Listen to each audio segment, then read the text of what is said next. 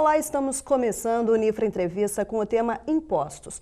Hoje vamos tentar saber qual é o destino dos valores arrecadados pelos contribuintes. Pagar imposto é essencial para o desenvolvimento socioeconômico do país, mas o excesso de tributação acaba gerando discussões entre os cidadãos e o poder público. O Estado tem obrigação de informar para onde vão os recursos recolhidos, assim como o contribuinte tem o dever de não sonegar imposto. Vão falar conosco o advogado tributarista e professor universitário Marcelo Zampieri e o diretor de gabinete da Prefeitura Municipal de Santa Maria, Rogério Assis Brasil. Neste primeiro bloco, temos aqui o advogado Marcelo Zampieri. Olá, Marcelo, seja bem-vindo. Primeiramente, queria saber o que o senhor acha, assim, o Brasil tem uma das cargas tributárias mais elevadas do mundo, correspondendo a 37% do produto interno bruto. Ele pergunta onde estão os investimentos dos valores arrecadados, como são distribuídos para o Estado e os municípios? Bom, quando se fala em tributação, nós estamos falando de um tema que é sempre alvo de discussões, sempre alvo de polêmica, em virtude dos conflitos de interesses que envolvem a tributação. Ou seja, se nós analisarmos a tributação sob a ótica do empresário, certamente ele vai fazer a sua reclamação em relação ao custo que isso gera na sua cadeia produtiva. Se você vai analisar sob a ótica do consumidor, ele tem todo o custo tributário na prestação de serviço e nos produtos que ele utiliza. Agora, sob a ótica do governo, a tributação é necessária para que ela atinja os seus objetivos institucionais, porque o poder público nada mais é que uma empresa. Ele tem que arrecadar, ele tem que gerir, ele tem que administrar. O grande problema do Brasil hoje, em termos de carga tributária, envolve não só o custo que o tributo gera para toda a cadeia produtiva, mas principalmente o que é a grande pergunta que se faz é que o produto da arrecadação, ele tem uma destinação adequada, os tributos são necessariamente utilizados de forma adequada. Estaria o Brasil hoje, com toda essa arrecadação que ele dispõe, aplicando corretamente os recursos da qual são aplicados com a arrecadação tributária? Infelizmente, o que nós assistimos aí cotidianamente nos meios de comunicação são escândalos dos mais variados, a mal aplicação dos recursos públicos, e isso acaba fazendo com que o cidadão ele se sinta lesado. Ele se sinta lesado porque determinados tipos de atividades, determinados tipos de serviço que seriam custeados com os tributos, na verdade são custeados pelo próprio cidadão. Se nós imaginarmos hoje alguém sem um plano de saúde, se nós imaginarmos hoje o deslocamento pelas rodovias em condições sem um pedágio, se nós imaginarmos a questão de uma segurança privada que hoje há uma necessidade de todos nós termos, nós nos perguntamos, para onde está indo os recursos arrecadados com os impostos? Se o Estado não está cumprindo com o mínimo necessário em termos de educação, em termos de saúde, em termos de estradas. Então, esse questionamento, a carga tributária do Brasil é alta? É, mas não só se você analisar sob a ótica estritamente financeira, mas principalmente que hoje você está agregando no custo operacional das empresas, você está agregando no cotidiano nosso de cidadão despesas que certamente seriam custeadas pelo Estado. Aí nós temos... Isso seria chamado da bitributação. De certa forma, sim. Porque você, de um lado, você contribui para o Estado, para que o Estado atinja seus objetivos, mas o Estado ele é ineficaz, ele não consegue atingir esses objetivos. E as pessoas se perguntam, poxa, mas eu estou pagando impostos para quê? Qual é a contrapartida? Aí é uma questão importante, né? Qual é a contrapartida do poder público em relação ao cidadão?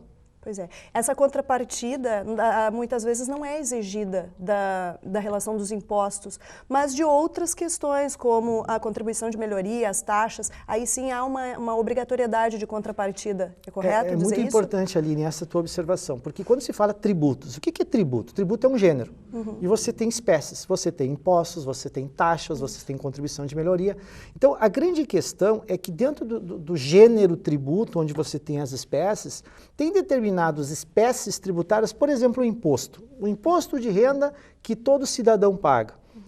O que acontece? O Estado não tem uma obrigação direta de que o valor arrecadado com o imposto ele tem uma destinação específica. Vou te dar um exemplo. IPTU é um imposto cobrado pelos municípios, mas juridicamente o cidadão que paga seu IPTU em dia, ele tem como exigir que o seu poste de iluminação pública na frente da sua casa, a luz esteja funcionando, não porque o imposto não tem essa contrapartida direta. Já por outro lado, Aline, você comentou da contribuição de melhoria, eu trago outro exemplo, uma taxa. Eu pago uma taxa por um alvará na prefeitura municipal. Uma certidão. Uma certidão. Eu estou pagando a taxa, Aline, eu tenho direito a exigir a certidão, porque aí sobressai o caráter contraprestacional da taxa, que é uma espécie de tributo. É uma prestação de serviço. Uma prestação de serviço. Uma prestação obrigatória. Perfeito. Como você também colocou o exemplo da contribuição de melhoria. O que é a contribuição de melhoria? É realizada uma obra pública e essa obra pública trouxe uma valorização para o meu imóvel. Nada mais justo, e aí nós vamos trabalhar sobre a questão de justiça, que eu contribua com o poder público com relação a essa obra que me trouxe benefícios. Sim. Então você tem que trabalhar, e é uma questão técnica, que certamente nesse espaço nós não vamos conseguir desenvolvê-la, que nós temos tributos ou espécies tributárias onde há uma vinculação. O produto da arrecadação está diretamente vinculado a uma finalidade. O exemplo da taxa, o exemplo da contribuição de melhoria. Mas onde é que está a grande fonte de receita do governo? Impostos. E com relação a impostos, não existe essa vinculação. Não. Como também não existe, Aline, nas contribuições. As contribuições que, desculpe a expressão, é a verdadeira galinha dos ovos de ouro do governo federal, a questão vai além, porque o que o governo arrecada com as contribuições sociais, ele não precisa dividir com os municípios, não precisa dividir com os estados. Porque alguns impostos, Aline, por exemplo, vamos pegar o imposto de renda. Parte do que a União arrecada, ela distribui a estados e municípios. Parte do que ela arrecada, por exemplo, o Estado arrecada de ICMS, ele distribui entre os municípios. De acordo com o número de arrecadação dos Perfeito. Então, é o que a gente chama repartição das receitas tributárias. Só que o governo federal, ele está concentrando muito a sua arrecadação nas contribuições, porque as contribuições não precisa dividir com estados e municípios. Então, no Brasil, em âmbito interno. Em âmbito da União. Então, você vê que a questão tributária, qualquer análise que você faz, ela perpassa por uma série de fatores, ou seja, você fala desde que vou chamar de indignação, né, do cidadão com relação ao custo que hoje qualquer cidadão que quer possuir uma vida digna tem, no que diz respeito a custos com saúde, educação, estradas, como eu havia comentado. Você tem a indignação do empresário, e eu vou ter que comentar uma coisa muito interessante, sabe, Aline? Hoje o empresário, uma das maiores cargas tributárias que o empresário tem é sobre a folha de salários. Sim. Por incrível que pareça, a maneira com que o Brasil trata a tributação sobre folha de salários estimula o empresário a não contratar o empregado de maneira formal. Para não ter que pagar tanto mais. Por que há tanta informalidade no país? Porque daqui um pouco, para o empresário, é mais barato ele manter o empregado de forma informal. Apesar dos riscos que isso possa gerar, sob a ótica tributária, sob a ótica trabalhista, mas hoje nós temos um desestímulo, tá, no incremento da atividade laboral formal. Certo. Por alto custo. A maior carga tributária que o empresário enfrenta hoje é a folha de salários. Então, poxa, a gente está vivendo num país que desestimula o emprego formal, você está num país que está desestimulando o crescimento do empresário, justamente por essa carga tributária da maneira como ela é.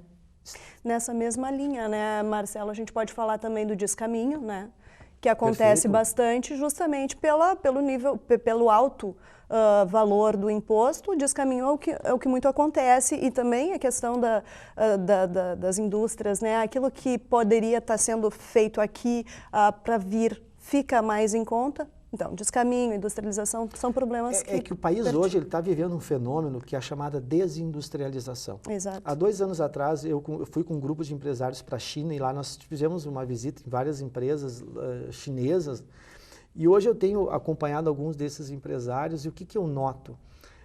Está sendo mais barato você trazer de fora do que você produzir no país. Exatamente. Então, o país está passando por uma desindustrialização. E um grande fator é a tributação. É o alto custo.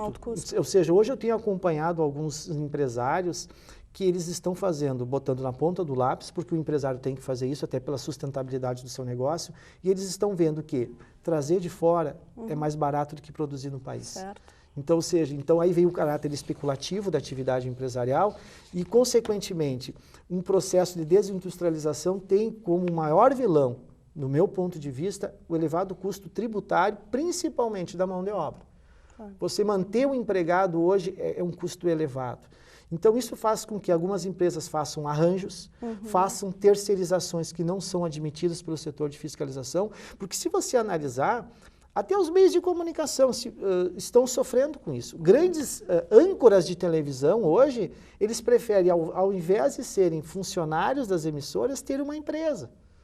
Então, ou seja, a empresa é contratada pela emissora de televisão porque o custo tributário é muito mais baixo. E é um debate que poderia ser levado adiante, mas hoje, se você terceiriza as atividades, você tem um custo mais baixo do que você tem como empregado. Como é que nós poderíamos abordar sobre a sonegação fiscal, por exemplo?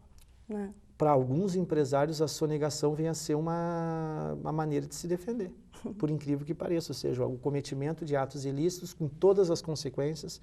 Os empresários muitas vezes alegam que é a maneira que eles têm de sobreviver. Errada, sem sombra de dúvida, ilegal, com todas as consequências que ele pode daí advir. Mas a informalidade, Aline, ela é um resultado da dificuldade que os empresários têm hoje de enfrentar a burocracia e o excesso da carga tributária. Então, no meu ponto de vista, por isso que eu digo, quando se fala em tributação, você tem diferentes nuances, porque daqui um pouco o poder público coloca a necessidade de investimentos cada vez mais prementes. Nós estamos aí num país que está com as suas atenções voltadas à Copa do Mundo. Então, essa necessidade de recursos, essa necessidade de uma prestação por parte do poder público cada vez mais aprimorada para o cidadão hoje ele é mais exigente. Isso.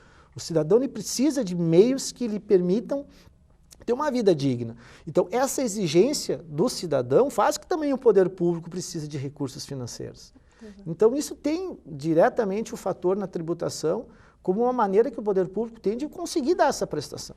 Se nós pensarmos hoje, o volume de veículos que circulam nas cidades. Agora, com a redução do IPI, então, essa redução é benéfica, é positiva para o consumidor. Perfeito, mas aumenta a frota de veículos e, consequentemente, nós temos que ter rodovias em melhores estados de conservação, nós temos que ter um poder de fiscalização através de guardas municipais ou fiscalizadores que tenham uma situação mais efetiva, até mesmo para disciplinar, porque senão se transforma num caos. Sim. Então, hoje, até se trabalhar sob a ótica do Poder Judiciário, houve uma pesquisa agora que no Rio Grande do Sul, em média, ingressam por dia cerca de 6 mil novos processos judiciais.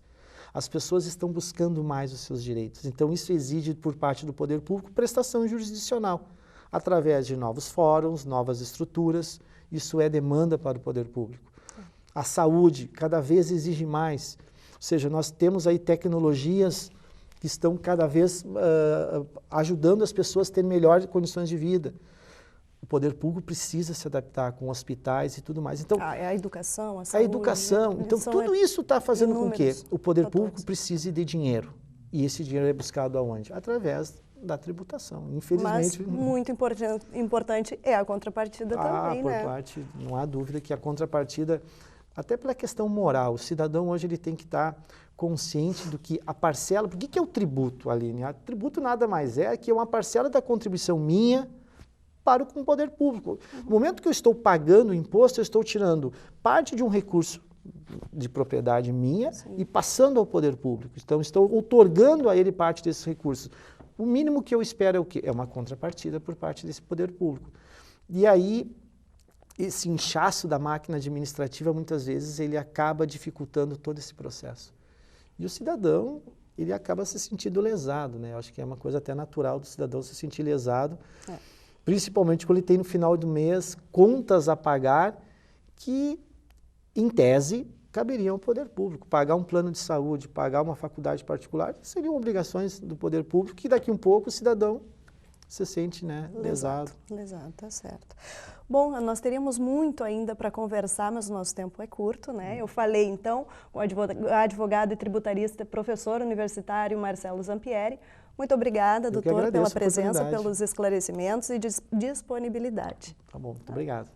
Já voltamos com o assunto impostos no próximo bloco, com o diretor de gabinete da Câmara Municipal, da Prefeitura Municipal, Rogério Assis Brasil. O Nifra Entrevista volta em instantes.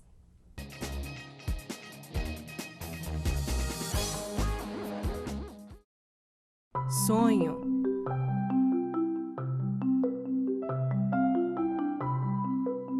Esperança. Realização.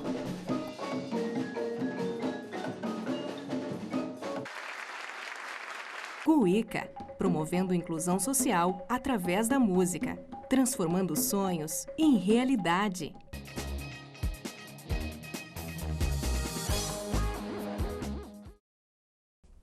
O Unifra Entrevista está de volta. Vamos continuar com o tema impostos. Na verdade, a questão é para onde vai o dinheiro arrecadado com os impostos. O chefe de gabinete da Prefeitura de Santa Maria, Rogério Assis Brasil, aceitou nosso convite e eu já começo lhe dando as boas-vindas e perguntando, Rogério, existe uma proporcionalidade para a cobrança de impostos em Santa Maria? Por exemplo, é uma cidade que depende economicamente do comércio, né? E tem poucas indústrias. Nesse contexto, como é que acontece a arrecadação?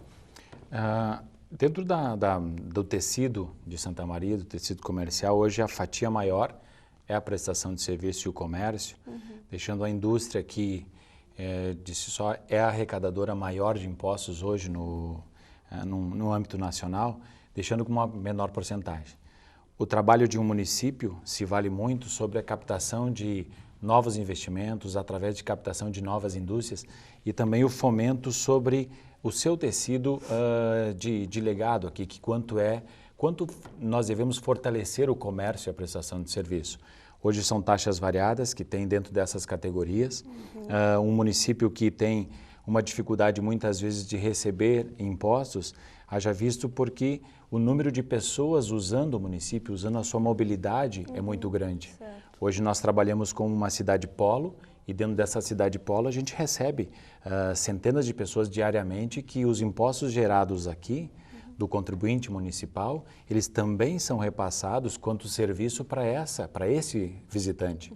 De uma certa forma, há uma modificação sobre o perfil, sobre a competência da cidade, para aumentar a geração de impostos através do viés apostar na industrialização.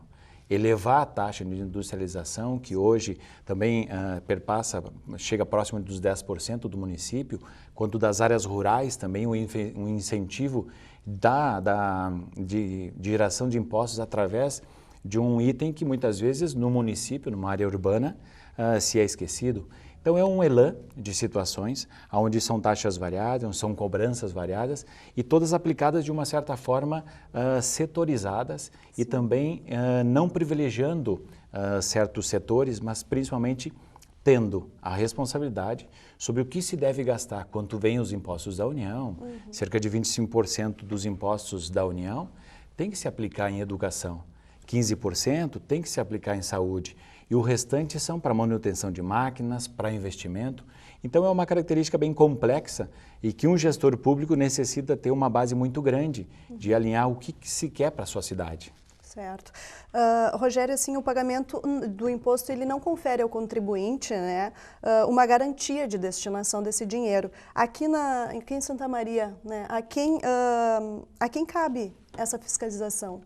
A fiscalização direto, Hoje essa fiscalização se vai muito do contribuinte diretamente com os órgãos que ele tem a aproximação, porque hoje o contribuinte ele é responsável tanto da geração de impostos quanto da cobrança dele sobre a fiscalização do gestor público, da pessoa também dentro da sua indústria, da sua empresa.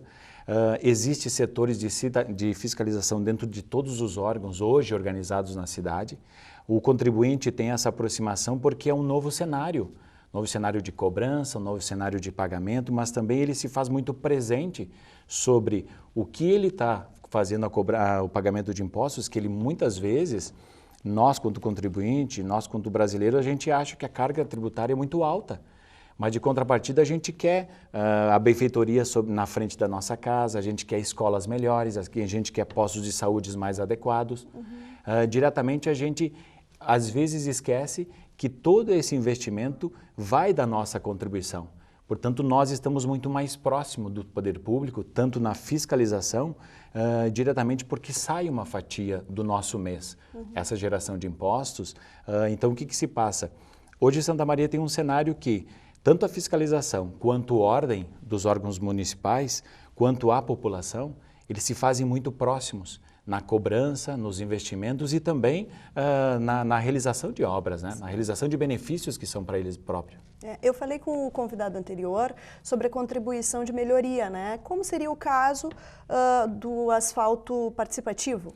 Existe, né? Porque aí o contribuinte paga o imposto, mas ele também precisa estar presente nessa questão que vai vir em benefício a ele próprio, né? Na sua residência, vai aumentar o valor da sua residência. Como é que fica essa Esse é um projeto dentro de uma reorganização, faz parte dentro de uma reorganização do poder público, da máquina pública municipal, onde a contribuição de cada munícipe se faz presente também sobre o órgão de participação quanto desejo o asfalto na minha casa.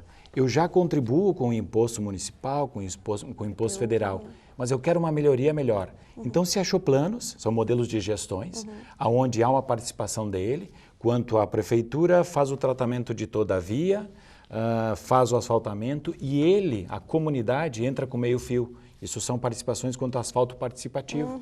A taxa de iluminação pública, hoje cada pessoa paga as taxas de iluminação pública, uma contribuição, uma taxa ali, só que diretamente muitas vezes ele pensava que ele já está pagando os impostos, deveria ser feito a taxa. Só que os investimentos têm que ser para a cidade em toda, para o centro, para os bairros, para os distritos, por isso que a participação da população é muito importante para o entendimento também, se quiser melhorar a sua cidade, ele tem que contribuir um pouquinho mais. Por isso, da valorização de certos bairros da cidade, onde existiam ruas sem asfalto, hoje existe com asfalto a valorização do imóvel, a revitalização, a melhoria da autoestima da população, quanto fazer uma boa compra, uma boa venda. Isso tudo é um modelo de gestão hoje que é muito atual e que não dá para deixar de existir com a participação da população direta, com o gestor público. Rogério, você acha que Santa Maria ainda é muito refém da receita transferida, no caso? Santa Maria, ela tem a sua característica, por não tá no rol das cidades industriais do estado, do Rio Grande do Sul, vamos falar de estado, ela é muito refém, sim, às suas contribuições federais quanto estaduais. O que está se verificando é a participação, é a busca por melhorias diretamente nos setores. A contrapartida disso tudo são os investimentos que estão sendo feitos. A exemplo, hoje nós temos de contrapartida no município em obras, são cerca de 10 milhões de janeiro para cá. Isso é uma contribuição da pessoa da cidade, do morador da cidade, diretamente com seus impostos. Um dinheiro que circula internamente. Circula aqui. Claro que se a gente tivesse uma cidade industrial, a gente poderia sim ter um valor maior agregado. Só que o caminho é esse, a busca por novos investimentos, as viagens que se faz, tanto internacionais quanto aqui, o incentivo do empresário local, do industrial local, do jovem, da retenção de talento, com que os jovens fiquem nessa cidade. Esse é um perfil novo. Que é uma realidade que se tenta, né? Mas Santa Maria já é conhecida por essa saída, né, aí da mão tá. de obra isso também, essa universidade, ela trabalha, a Unifra trabalha com isso para reter os talentos na nossa cidade, para a gente mudar o perfil daqui a 10, 15 anos da cidade e nós não precisarmos ser refém ao governo federal, ao governo estadual sobre os impostos e nós construirmos os nossos clusters, os nossos arranjos. Gerir os investimentos. E é uma aposta que se faz diariamente sobre a retenção desses talentos, com que investam na cidade e essa contrapartida, trabalhando com industriais de fora, investimentos de fora, no fomento de empreendedores locais, me parece que é o caminho. Esse é o perfil que a gente vai mudar a cidade nos próximos 10 anos. Sobre a lei da transparência, né, do orçamento público, o que a gente pode conferir a Santa Maria? Existem sites? Como é que o contribuinte pode estar atuante e verificando, né, sobre o dinheiro? O contribuinte de Santa Maria, ele tem uma participação interessante sobre a cidade, o município. Foi o segundo município a entrar no portal da transparência quando entrou a lei, quando se solicitou a lei e se cumpriu a lei. Isso faz com que todo o morador local saiba como está sendo empregado os seus impostos nos investimentos, a que perfil que vem do município, a que perfil vem do Estado, da União, aonde está onde está sendo gerado, em que bairro está sendo organizado, quanto ganha aquele secretário, aquele funcionário, para onde foi as diárias, para onde as pessoas estão movimentando, que justificativa que se teve para fazer aquele asfaltamento, aquela criação de creche, a construção de creche, melhoria numa escola. Isso é um perfil novo do Brasil. Eu acredito não tem como a gente, na verdade, realizar tantas ações se não tiver hoje essa ferramenta. Para nós é cômodo, viu? Nós, quanto gestores públicos, é cômodo tu saber que, de uma certa forma, tu vai fazer um investimento e alguém vai te cobrar. Porque é perfil, hoje tem sites, o site da prefeitura, falando do município, está ali estampado. Todos os seus investimentos, todas as arrecadações, o quanto se trabalhou em 2009 com investimento de 280 milhões, que era o orçamento, e por que hoje está 440 milhões o orçamento do município? Porque foram feitos planos, reorganizações, dívidas que os contribuintes tinham reorganizadas, cobranças não de juro, de taxas, e o que a gente faz para modificar de 280 para 440? Isso é a possibilidade que o contribuinte tem hoje, através dos sites, tanto governo federal, governo estadual, portal da transparência. Isso. E para nós é, de uma certa forma, cômoda, viu? De a gente trabalhar e saber que alguém vai nos olhar. Que há uma participação. Há uma participação. Isso é um novo cenário. Isso é igual essa retenção de talento que se fala, e é um caminho que se vai seguir. Não tem como o gestor público trabalhar de uma outra forma. Hoje está o que tu faz, amanhã está no site, hoje gera de dia a dia, no máximo tem atraso de 12 horas um site. Então é um caminho, viu? É um entrosamento maior, né? É bem maior. Rogério, eu te agradeço então a participação, a disponibilidade do teu tempo, né? E nós encerramos agora o programa Unifra Entrevista, que teve como tema arrecadação de impostos. Agradecemos mais uma vez aos nossos convidados e a sua companhia. Até breve.